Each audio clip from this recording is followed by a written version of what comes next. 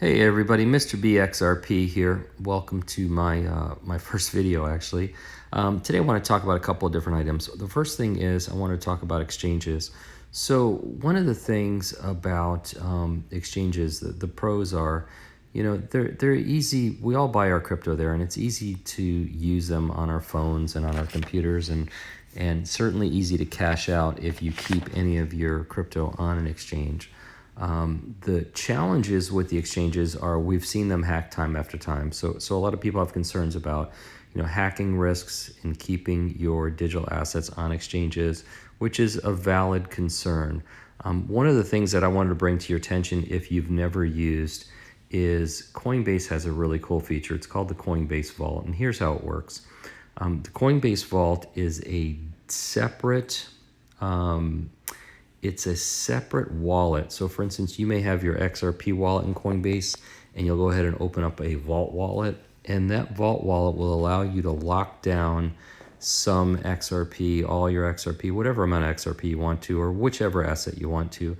But essentially what it means is if you want to remove any portion of your XRP, whether it's 10 or it's 100 or 1,000 or all of it, you have to respond to two separate emails to two different email accounts. And once you've responded to those two emails, it takes 48 hours before Coinbase will release your assets. So essentially, if somebody hacked you, they'd also have to hack both of your email addresses, and then it would still take 48 hours for your assets to move. And so the whole point is, you might see something's going on in that 2-day period and know that, somebody hacked you, and be able to protect yourself if that were the case. So it's in a little extra measure. I think it's a fantastic product that they have. I actually had the pleasure when I was in Singapore. I had the pleasure of having breakfast with Kuris Wang.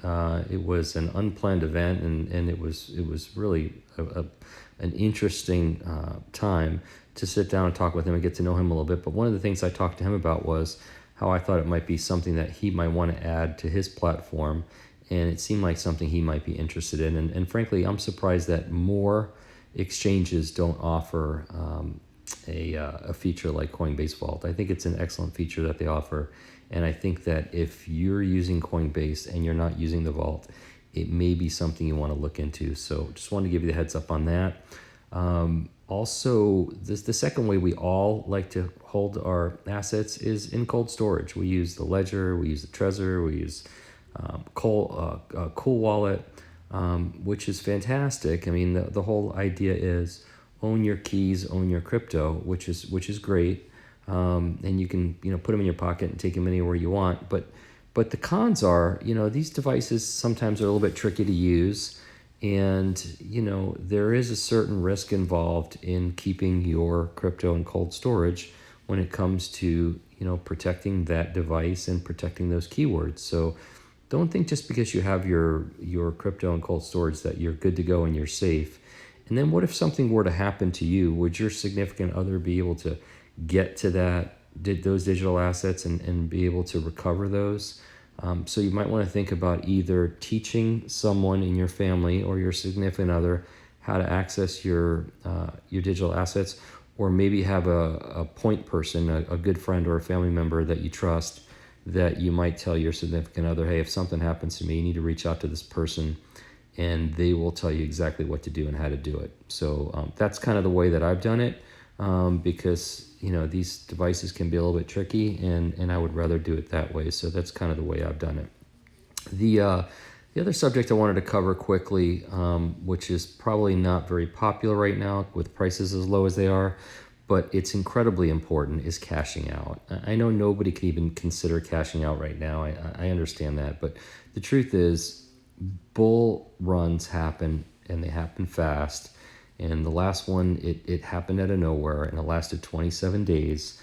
And I promise you this, and I learned from experience, if you don't have a plan, greed will take over and you will lose.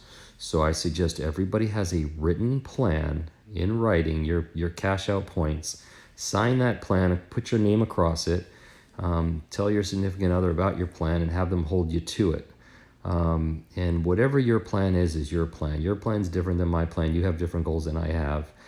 People have accumulated different amounts. People are different ages and have needs of different, different long-term needs for, for their financial needs. You need to decide what's the right plan for you. And I'm not here to kind of talk about a plan. I'm just here to tell you to have one.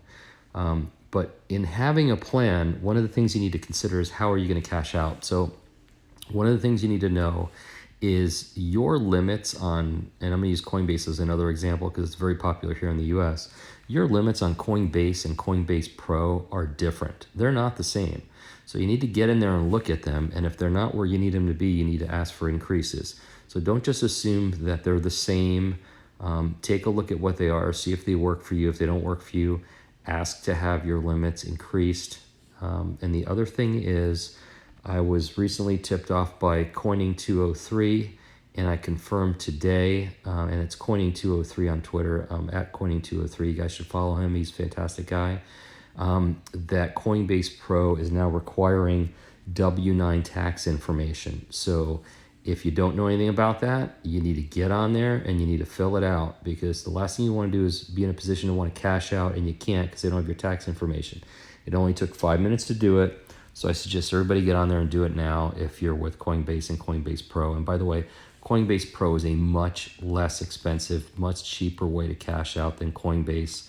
So you definitely want to look into that. And you could preset your cash out points. So if you say to yourself, hypothetically, I'm going to sell 10% of my XRP by the time it hits $10 or $15 or $20 or whatever the number is, you can preset those sales and have them set up in Coinbase Pro so that if you're sleeping in the middle of the night and it happens, those sales automatically happen. You don't even have to worry about it. So that's something you might want to consider and do. And the last thing I wanted to talk about, which is kind of a sore subject, Brad Kimes has had a tax expert on his program, a crypto tax expert. I think his last name is Conley or Donley. And he has mentioned multiple times that he had clients get iced out, and he used the term iced out, of their exchanges when it came time to cash out. And what iced out means is they suddenly want to cash out a bunch of crypto that they didn't keep on that exchange, and the exchange freaks out and they don't know if it's KYC.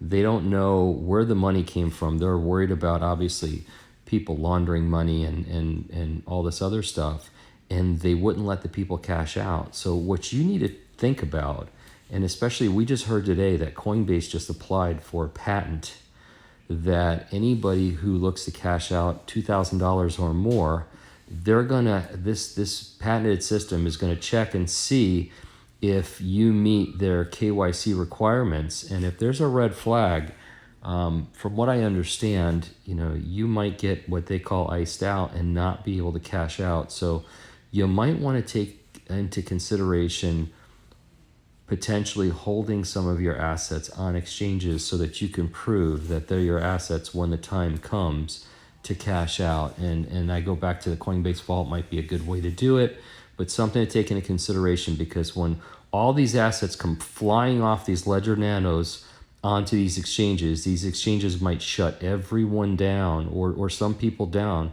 because they're worried about where did these assets come from, and are these people legitimate, and should we be letting them cash out and put this money in their bank accounts. So I'm not looking to freak anybody out. I'm just trying to give you the heads up.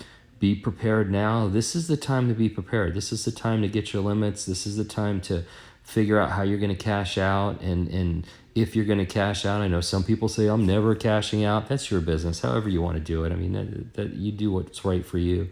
But this is the time to do this stuff, and I just want to bring it to your attention. So I hope this was valuable information for you. I am not a financial advisor. This is for entertainment purposes only. These are my opinions, so don't buy or sell any digital assets based on what I said. I'm just sharing with you what I've learned and the techniques that I've learned from others through this journey. And please like and subscribe if you'd like to see more videos from me in the future. I thank you so much, and have a great day.